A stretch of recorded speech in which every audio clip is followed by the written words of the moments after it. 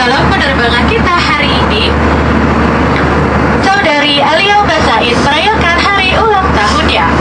Atas nama Batik Air, kami mengucapkan selamat hari.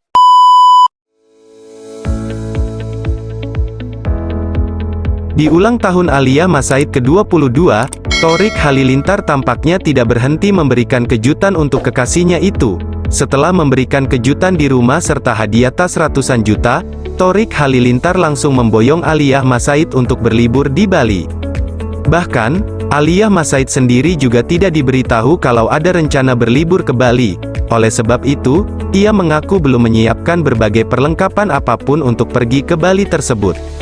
Setibanya di Bali, Thorik Halilintar tampak mengajak untuk makan bersama romantis dan memberikan berbagai kejutan lainnya.